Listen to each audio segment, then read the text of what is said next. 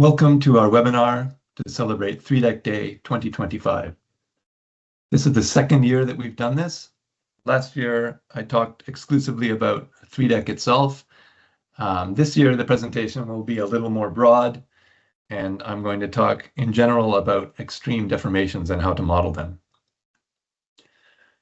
So 3DEC Day, this is just a funny thing. When you type 3DEC into Excel, it automatically corrects it to the 3rd of December, which is annoying, but is also kind of funny. And we thought we could sort of take advantage of this funny quirk of Excel and actually celebrate the 3rd of December as 3DEC Day and do a webinar on the 3rd of December every year. So as I said, last year we talked all about 3DEC, and this year, just to mix it up a little bit, we're going to talk about some of the other software, and specifically about some things that we will be releasing in the near future.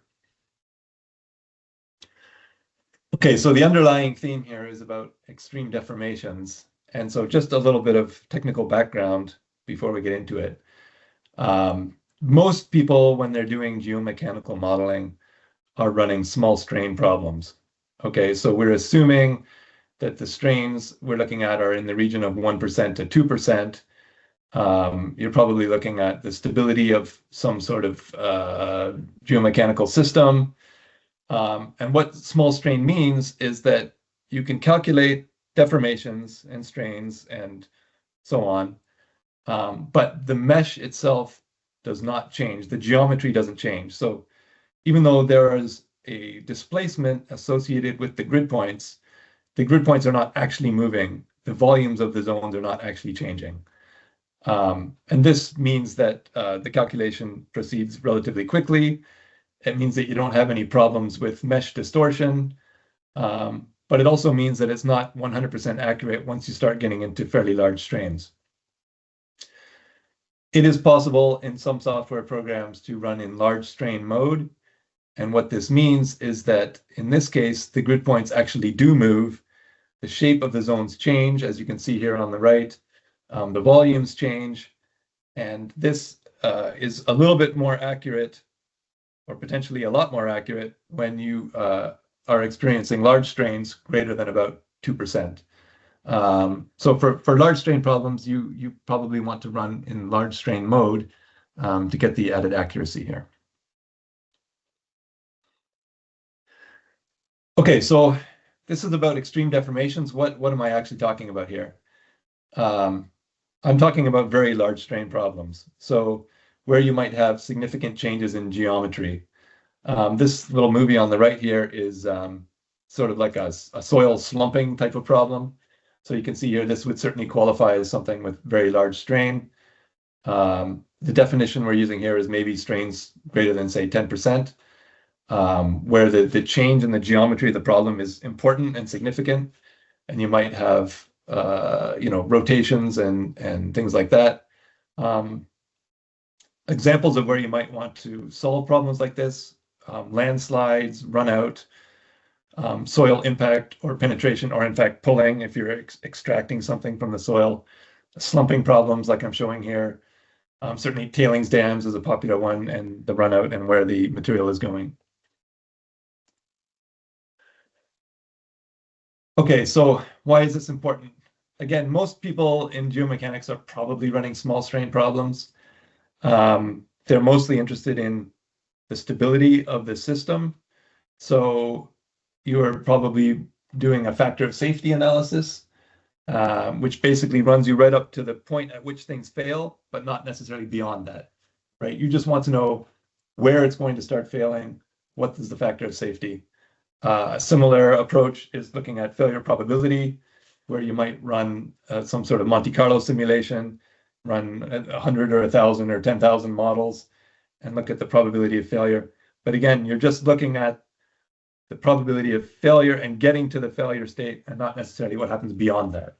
And small strain is perfectly fine for solving these types of problems. Where you do a large strain analysis is when you're interested in what happens after the failure, right? So you have some sort of nonlinear material behavior, something is failing, and you need to look at the impact of that failure. What happens after the failure? Where does the material go? how far does it go? What are the stresses? What's happening?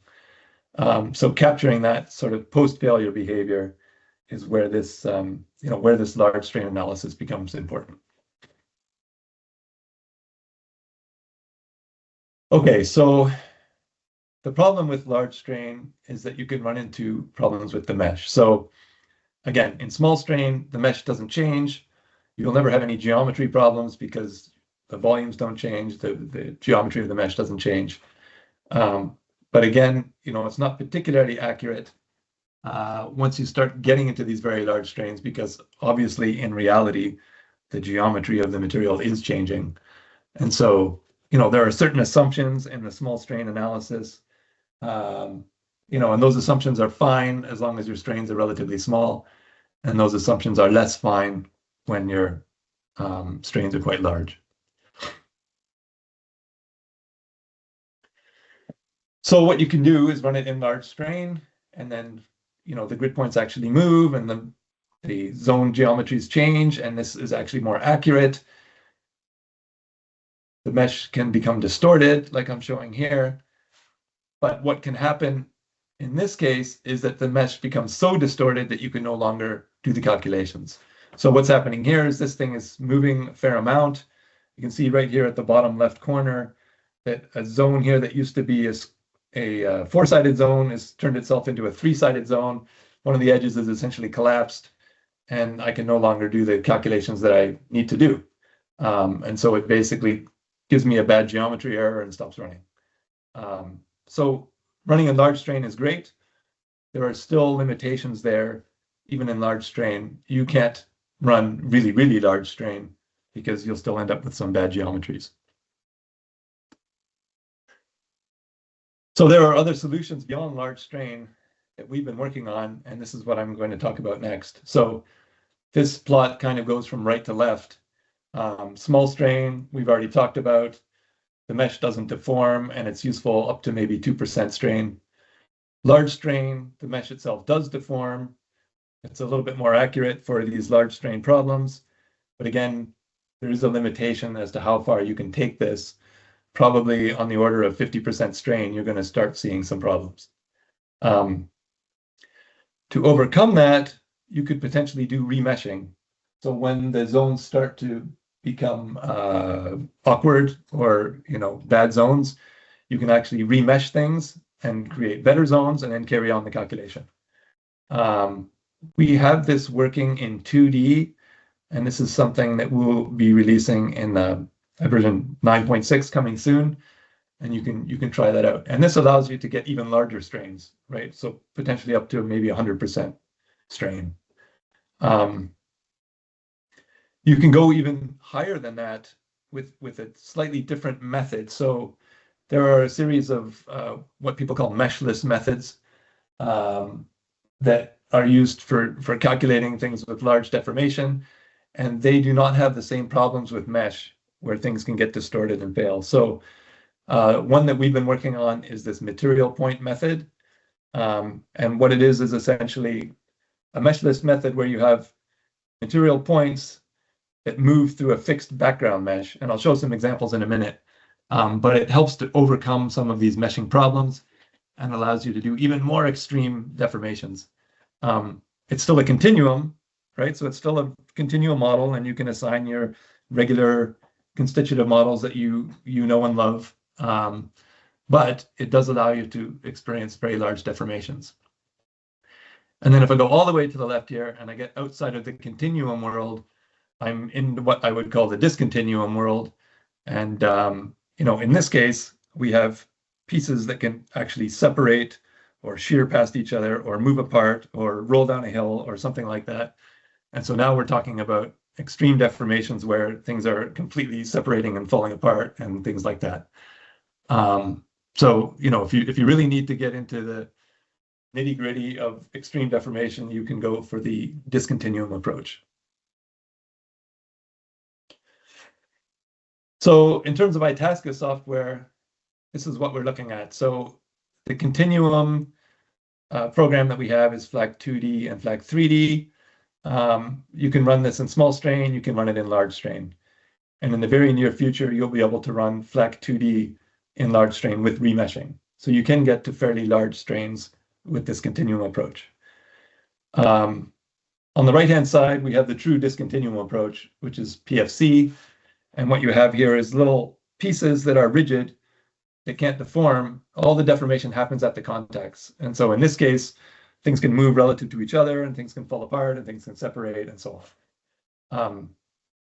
In between these two, in the middle, we have what we like to call hybrid methods. And so it's kind of like a discontinuum in that you have pieces that can move relative to each other and separate and so on. But the pieces themselves are meshed and can deform. And so you have sort of the best of both worlds here, right? You have pieces that can move and you can have very large deformations, but you can also have deformation of the pieces themselves and potentially even plastic failure within the little individual pieces.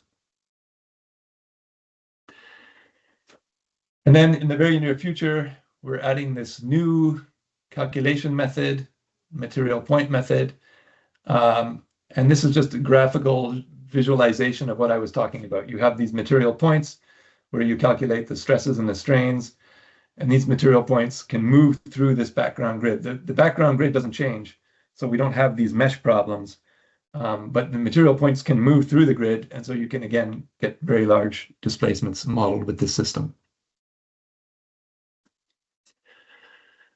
Okay, so just a little bit more detail about each of these approaches. So small strain, this is I'm showing here on the right here, this is like a punch type problem. So I've got a continuum, and I've got a region at the top here where it's being pushed down.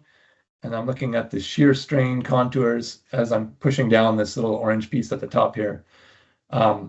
This is a small strain example, right? So I'm getting deformations, I'm getting strains, but the grid itself is not changing, right? I don't see a change in the geometry of the grid. And again, this is useful up to maybe 2% strain. This is very common. This is maybe the workhorse of geomechanical modeling, what probably most people are doing. Useful for settlement applications, consolidation, tunneling, slope stability, factors of safety, things like that. FLEC2D and FLEC3D will run in small strain. You can also run 3-deck and U-deck in small strain. Again, it's useful because it's relatively fast and you don't have any of the problems with remeshing or bad geometries or things like that. This is the same example run in large strain. So now you can see that the mesh itself is actually deforming and changing, right? So the grid points are actually moving. The shape of the zones is actually changing. Let me run this again. Right, so we can run this to a fairly large amount of strain in this case.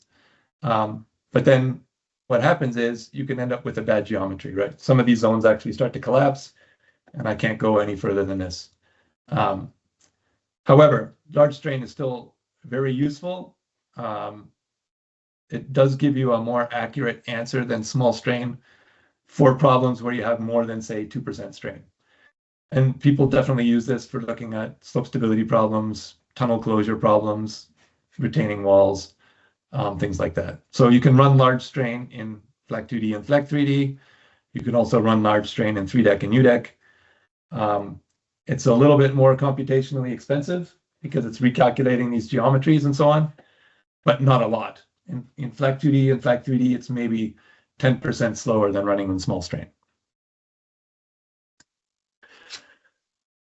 So what we are about to release here in the near future is the ability to do remeshing in 2D.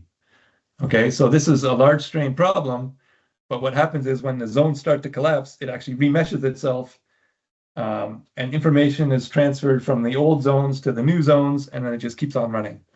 And so we can get these extremely large deformations and strains like I'm showing in this movie here. And this is potentially useful not only in punch type problems like this, but probably the most useful application is looking at slope failures and run out and how far material will go, things like that. Tunnel collapse, maybe some sort of retaining wall collapse. Again, what is the post-failure consequences? What happens after the failure when things really start to move? Where is it going and what's happening? So we have this remeshing capability in the next update of FLAC2D, version 9.6, will be available in the next couple of weeks.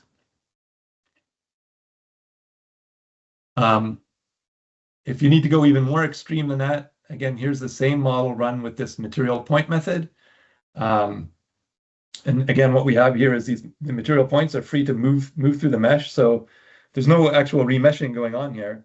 It's just a different style of calculation so that the material points can move through the background mesh, and we don't have any of these problems with distortion or anything like that. You can see at the end of this movie, the results from the remeshed FLAC2D model are plotted on top of the results from the material point method. So you can see we're getting very, very similar behavior in this material. They're just two different calculation schemes. Again, useful for these very large strain problems like landslides and runouts, things like that. This, at least the mechanical part of this, will be available as a beta version to test, also with the 9.6 release coming in the next week or so.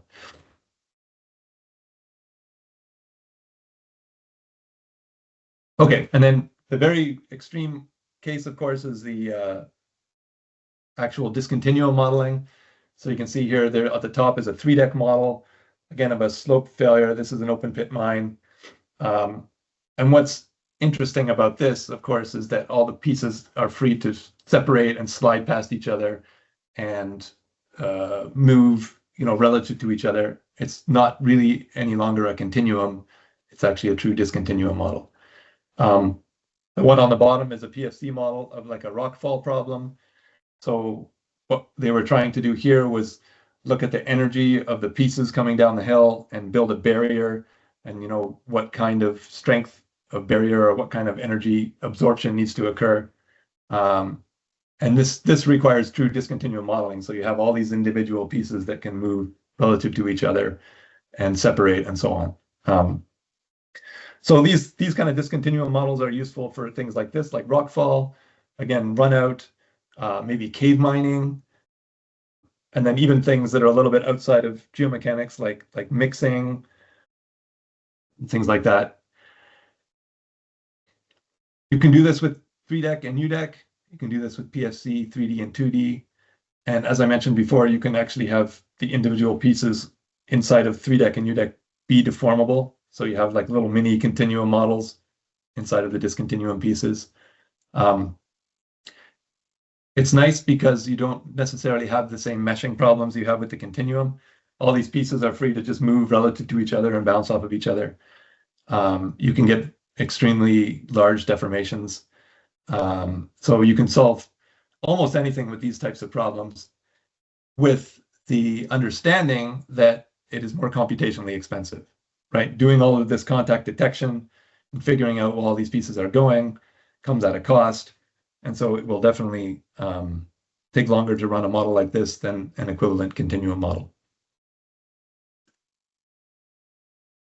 Okay, so just to summarize, again, I'm going from right to left here. So these pictures are a little bit too small to see, so I will just blow them up one at a time here. So small strain, the mesh doesn't deform. Again, you can calculate displacements. I'm showing that here with the arrows. But the mesh doesn't deform, and if you get past about 2% strain, it loses accuracy. Large strain, the mesh does deform. It's more accurate. It's a little bit slower. You can get out to larger strains, but you're still going to potentially run into problems. You can see here at the bottom, some of these zones are about to flatten themselves out, and not long after this state that I'm showing here, this model stops running and throws up a bad geometry error. Remeshing allows you to get rid of those bad geometry errors to some extent and run this even further. So this is the same model run longer with some remeshing steps in here.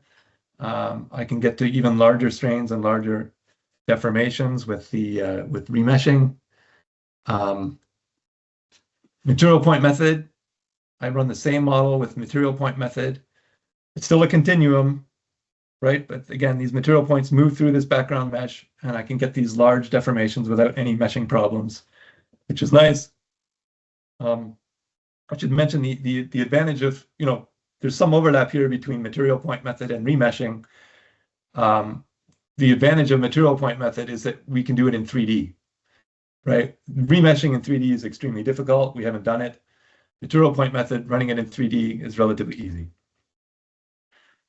And then at the very end, we have this discrete element method. And again, it's basically the same model here, but you can see that at the toe, we have pieces sort of separating and moving apart. And so you can get even richer behavior with these discrete element models. Okay, that's pretty much it. So I'll finish off with a few examples. So this is a remeshing example, just to show what's possible. We have different materials. So we have a strain softening material, a strain hardening material, a perfectly plastic material, and an elastic material all in the same model.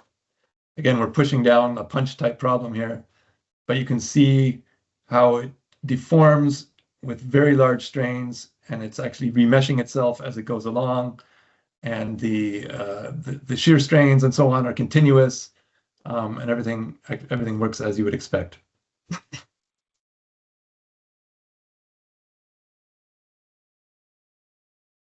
This is also a remeshing, maybe a more useful example where you have a slope failure and some sort of runout, and you are looking at, how far the runout's going and what's happening and where it's going and what the consequences are of this failure. So this is another kind of problem we can do with remeshing.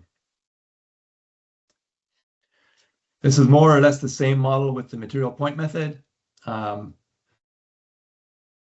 you can see similar results, the slope running out. I should mention here that one of the cool things about the material point method that we are implementing is that you can couple it with FLAC2D or FLAC3D. So there are certainly other material point method programs out there in the world, a lot of open source things that you can use. The advantage of what we're doing here is that you can easily build one of these models from a FLAC2D model or from a FLAC3D model. So I can build my FLAC model, I can even run it a little bit, and then if it starts to deform, I can swap out the zones for material points and continue running it. Or even swap out part of the model with material points and continue running it. And there's full coupling between the material points and the FLAC model. So if you're already used to using FLAC2D or FLAC3D, it's pretty easy to actually use this material point method. You don't really need to learn a whole new system. It's all relatively easy. Here's another remeshing one, just to show that we can do dynamics here. So this is a dynamic model. We're subjecting the bottom to an earthquake load. There's free field boundaries on the sides here. And you can see here it's starting to fail. We can see the shear bands. We can see fairly large deformations. This thing is moving quite a lot. If we look at the graph, we've got displacements here of about 16 or 17 meters. So this is fairly significant.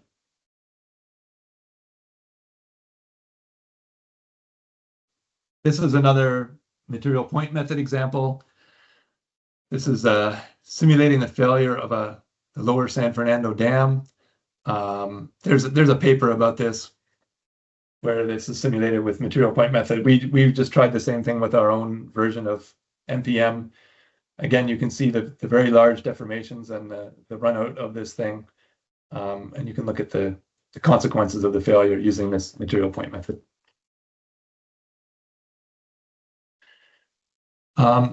This is a true discontinuum model. This is PFC. This was an open pit mine that experienced a slide.